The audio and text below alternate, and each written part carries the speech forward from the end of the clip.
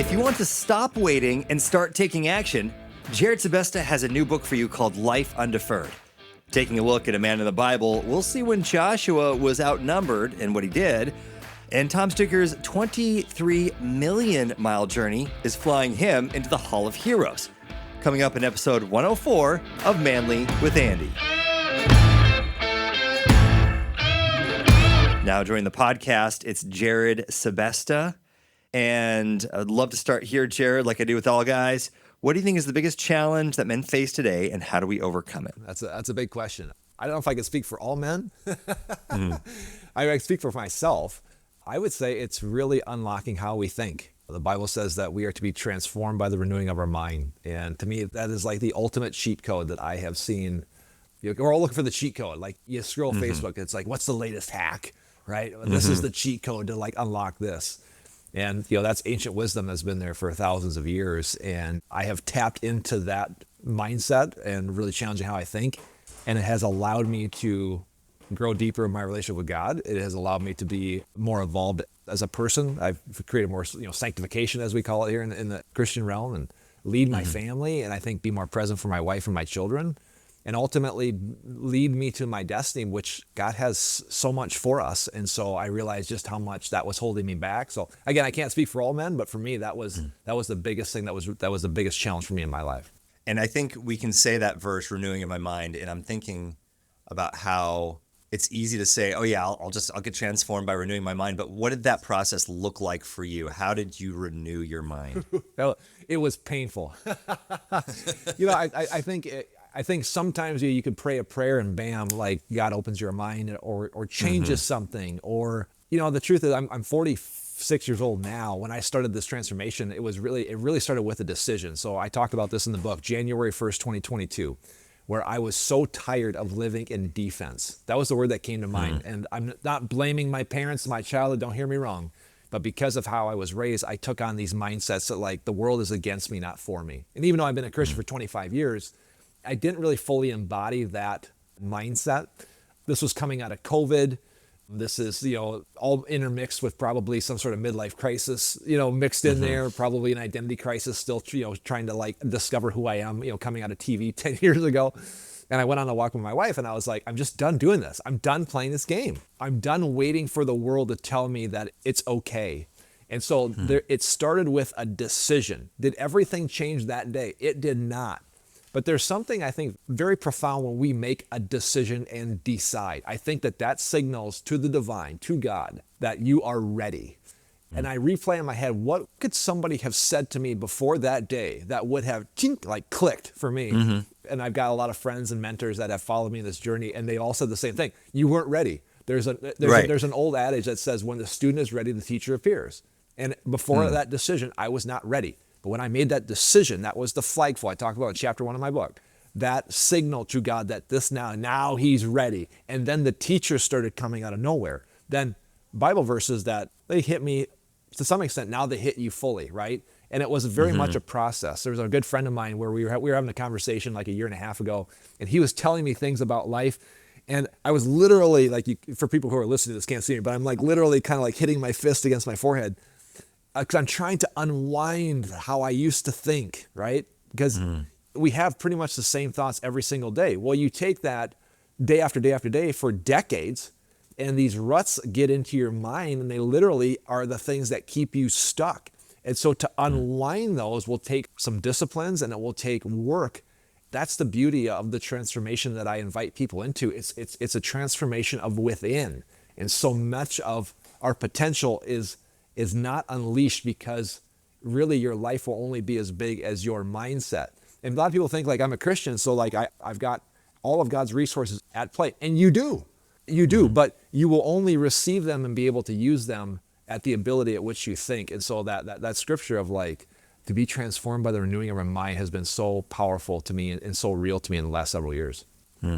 You started your career in Sioux Falls in what year? 2002. Almost in the 1900s. That's how old I am. Right, as the kids would say, right? The 1900s. That makes us feel old. Now, I remember, so that's where I started my radio career, 2005. And I remember this. I remember, and you won't remember this, but I remember because I was doing radio, but I also was just trying to get some money on the side. So I used to, before I got into radio, I was delivering pizzas before I could get into, just to do something after college. And so I still did that at night, and I'm pretty sure I delivered a pizza to your door. Nice. What kind was it? What did I even like back then? I don't even remember, but it was Pizza Inn. I don't know if you remember Pizza Inn. That's where I worked. Yeah. I say that because I think of me delivering that pizza to you in like 2005. And were you a single guy back then? Yeah. Okay. So you're a single guy, of course, you're ordering pizza, so. And at that point, and you say this, you talked about this, especially you talked about this on social, it's on your website too, that, you had this feeling of, at that point, were you still just pushing towards, this is my career and I just need to keep making the next step? Or where did the kind of I don't know what the word would be, like where you weren't satisfied with it, where you thought maybe there should be more? Yeah. It's a great question. So I'll tell you, I'll just rewind the tape back to like 25 years ago. TV treated me very well. I worked at 3 stations, Sioux Falls, Phoenix, and then Minneapolis, St. Paul, kind of my home state, really these legendary stations, which it was great. And I found a lot of success in life. Like I played college basketball, and I'm not trying to sound overly humble about this, but like I should not have ever played at the level that I played. That's not a testament to my athletic ability. It was really a testament to like how hard I was going to work, which grit is a great thing. Right? Like there's books on grit. There's conferences on how to adapt to, or, be gritty, right? Like work, grind, right? But that was really a defense mechanism, brother. Like it was like, that was me trying to keep the chaos in my life at bay, the way that I was going to succeed in life, because again, the world is against me. It's not for me. Everything that happens in my life, it's me against the world. I don't have anybody helping me. This is all me all the time. And so that was really a defense mechanism. So I rewind the tape back to those Sioux Falls days. Again, with all due respect to my previous employer, like I was making like $8 an hour, and I had to sign a contract for 3 years saying I wouldn't leave. Like that sounds like that's a prison sentence. That's not a job. Yeah. And I worked that job for 5 years. By the way, I worked 2 other jobs on top of, people would see me like mowing lawns and working in my apartment complex after seeing me on TV the night before. I'm not mad about that. It's just how it was, because we didn't have a lot of money. But like, I think when I left that job after 5 years, I think I left like 40 vacation days on the table, because it was like I would sell my soul to succeed, because that's how afraid I was. You know what I'm saying? And so my drive for success was a desire to obviously, provide for my family and whatnot. But it really was rooted in fear. It was rooted in fear.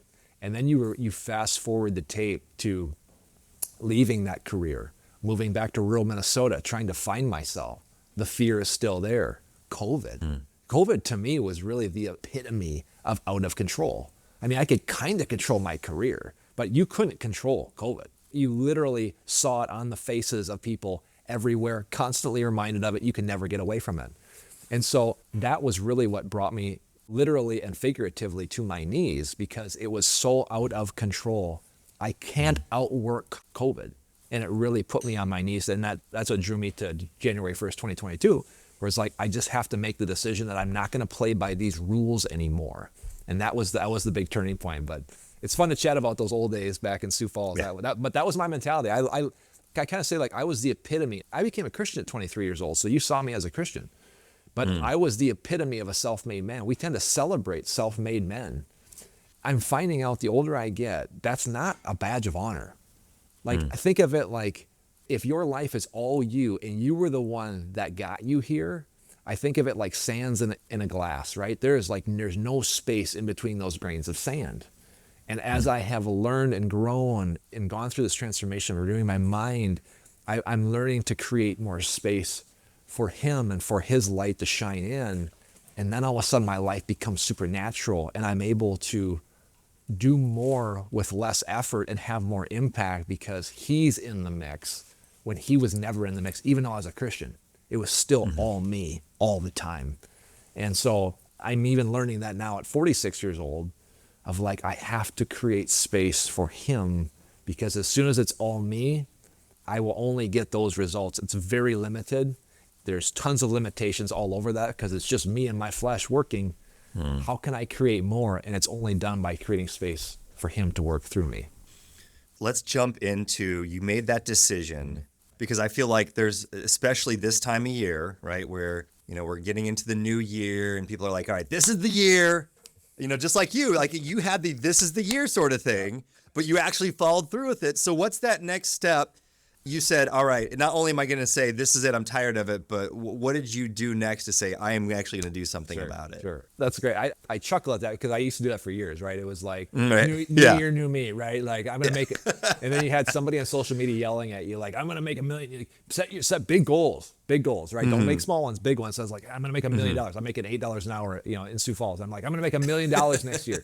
And then inevitably, I would never do anything. Like, I'm a visionary. Like, I get excited about ideas, but like, I had no idea how to pull those off, so would never do anything. And it was just it was the same year over and over again. I think that's a trap we fall into, right? It's just like every year is just play repeat. It shouldn't be play repeat. Like, you should be unrecognizable every single year.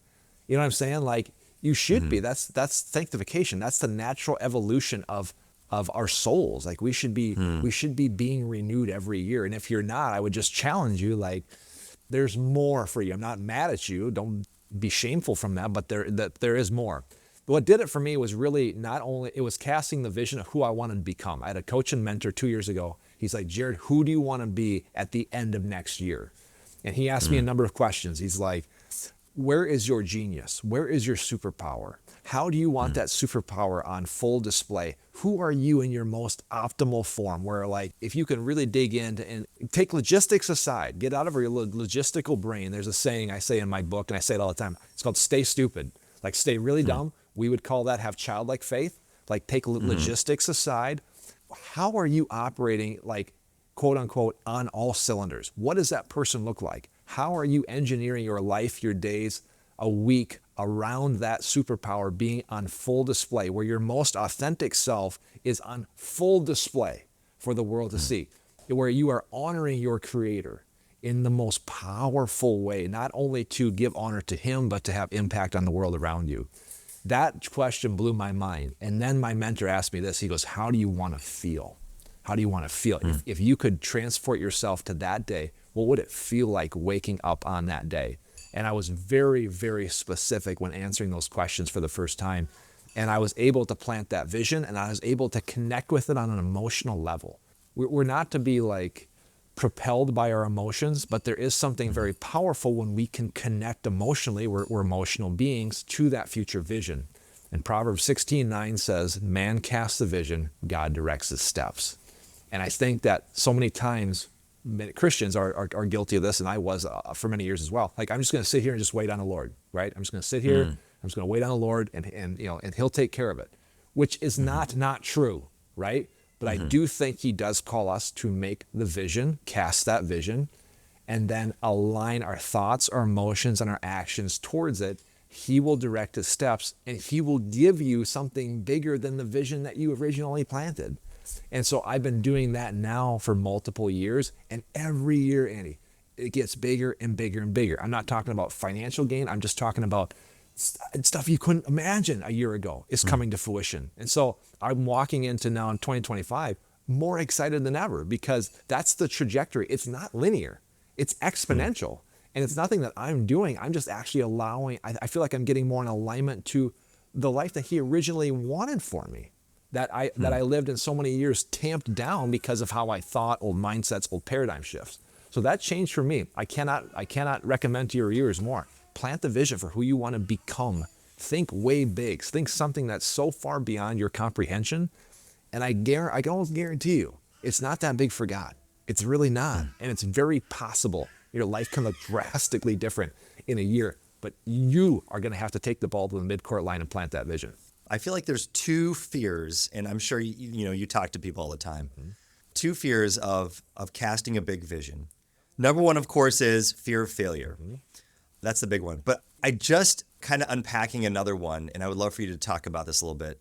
So just background, we did Christmas at my house for the first time, hopefully the last time. It was such an undertaking. There's all these behind the scenes stuff. Like, it was, my mom passed away this year. And so it was like my dad, he moved and he said, I can't do it. He just said, it's still too raw. We said, we get it. So then we kind of were voluntold to do it. And it turned into a way big ordeal. But my wife for the last 2 weeks had been just prepping and cleaning and prepping and cleaning. And it was fantastic. It was wonderful. It was just like how my mom would do it. It was like honoring her so well. But when everyone left on the 25th and we just like slumped on the couch before my wife took a 5-hour nap, she looked at me, she goes, are they going to expect us to do this again next year and even do it in a bigger way?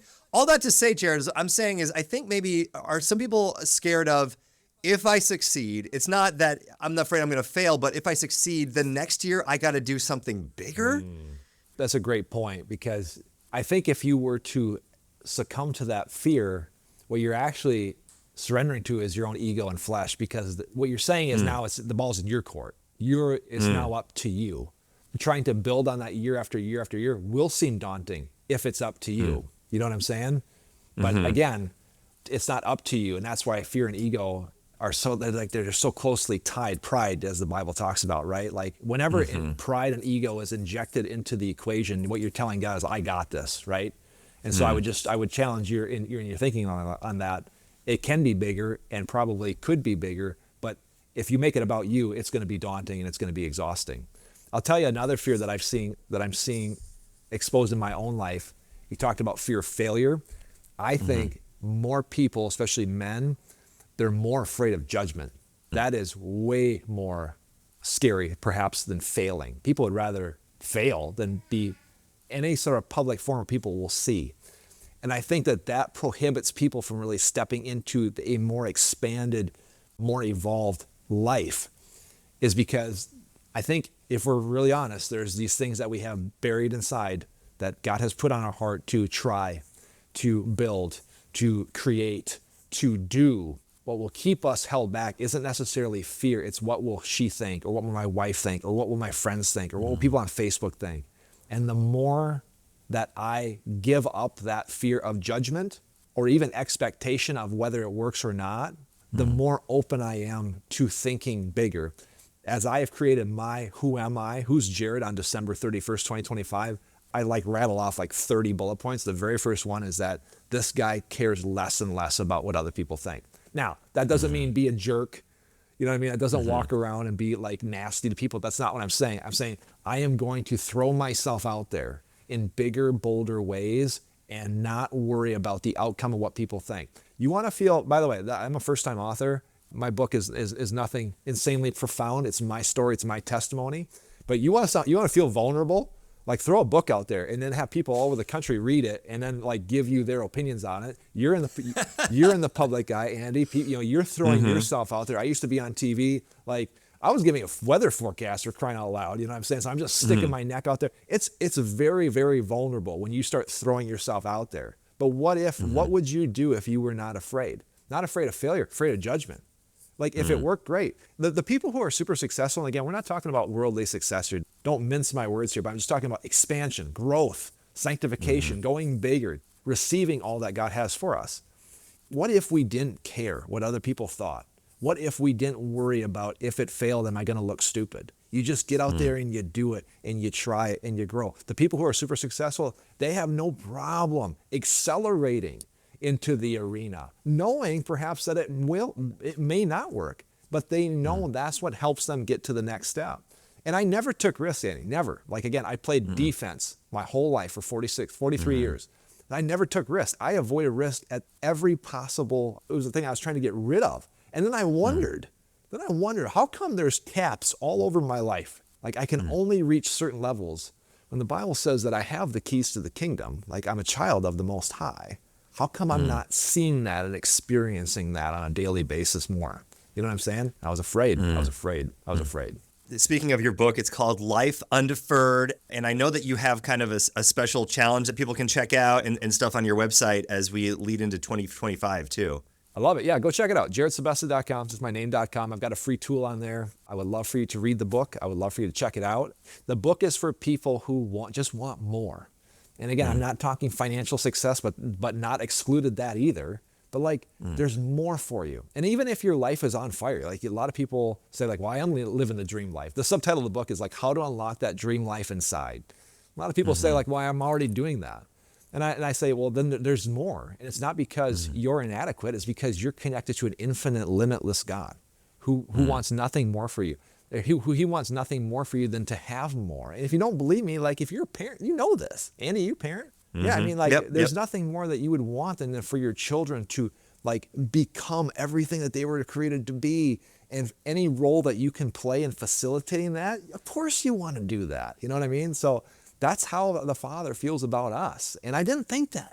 I thought that, but I didn't fully believe that for so many years. And the more I tap into that, the more stuff in the physical changes and the more connected, guys, listen to me, the more connected I feel to him. I feel more connected the more I open myself up to what he has in store for me. And that's something that's buried in all of us. We want our relationship with our Creator. And so I would just challenge you, if you want more connection to the Father, be open for more of what he has in store for you. That's not being discontent, or that's not being arrogant or unhumble. I don't know if that's a word, but like that's what he wants for you. He wants that for you. A lot of people don't believe that. I didn't for a lot of years. And so I hope that this book inspires people to be open to that. Now taking a look at the Bible, picking it up in Joshua 11, verse 1, when King Jabin of Hazor heard what happened, he sent messages to the following kings: King Jobab of Madon, the king of Shimron, the king of Ashaph, all the kings of the northern hill country, the kings of the Jordan Valley south of Galilee, the kings in the Galilean foothills, the kings of Naphoth Dor in the west, the kings of Canaan both east and west, the kings of the Amorites, the Hittites, the Perizzites, the Jebusites in the hill country, and the Hivites in the towns on the slopes of Mount Hermon in the land of Mizpah. All these kings came out to fight. Their combined armies formed a vast horde, and with all their horses and chariots, they covered the landscape like the sand on the seashore. The kings joined forces and established their camp around the water near Merom to fight against Israel. Then the Lord said to Joshua, "Do not be afraid of them. By this time tomorrow, I will hand all of them over to Israel as dead men. Then you must cripple their horses." So Joshua and all his fighting men traveled to the water near Merom and attacked suddenly, and the Lord gave them victory over their enemies. When you're having victory, doesn't it seem like that's where you start drawing more attention? It's the same here in the Bible. King Jabin had heard Joshua's victories, and instead of backing down, he thought, boy, we're next. So he rallies they're described as a vast horde, these armies, outnumbering the sand on the seashore. But then God says, don't be afraid of them. By this time tomorrow, I will hand all of them over to Israel as dead men. So God's message to Joshua was clear. Numbers don't matter when he's in control. So what happens? Joshua doesn't hesitate. He and his men launch a surprise attack, and God delivers on his promise. The vast horde is defeated, the chariots are burned, the horses crippled. And a situation that looked impossible becomes a decisive victory. So what are the armies that are lining up against you in your life? The problems, the challenges, the barriers that seem to be outnumbering you like sand on the shore. Just like Joshua, you have the same connection to God. And when you're connected to God, you're never outnumbered. He sees the bigger picture. He fights alongside you. And the size of the challenge doesn't matter when you serve the God who turns impossible odds into overwhelming victories. So when you're facing your vast horde, remember what God told Joshua. Do not be afraid of them. All you have to do is show up, trust him, and watch what God does next. Now entering the Hall of Heroes,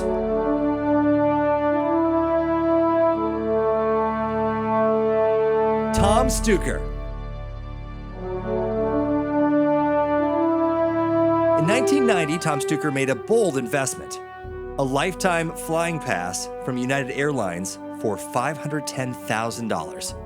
With the companion pass in hand, he unlocked the skies, traveling first class anywhere in the world. Now, over the years, Tom has logged an astonishing 23 million miles, turning the world into his playground.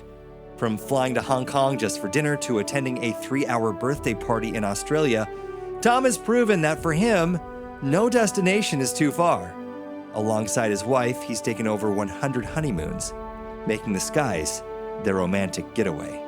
And Tom didn't just rack up memories. He also amassed airline miles and perks beyond imagination. with points redeemed for luxury suites, cruises, and $50,000 in Walmart gift cards. He's turned flying into a lifestyle. United Airlines even celebrated his legendary status by naming not one, but 2 airplanes after him. So because Tom Stoker took an audacious investment into a lifetime of adventure and became the king of the skies, he is officially in the Manly with Andy Hall of Heroes. Forget New Year's resolutions. One word can change your life, and Dan Britton can help you find it. Taking a look at a man in the Bible, God's assurance to Joshua when he didn't finish the job is encouragement for you too. And Joshua Danrich is known as Mr. Fresh. The reason why is driving him into the Hall of Heroes. Coming up next week on Manly with Andy. Manly with Andy is about pursuing biblical manhood. Because when God transforms our life, we can transform the world. Manly with Andy is part of the Faith Podcast Network. Discover more at myfaithradio.com.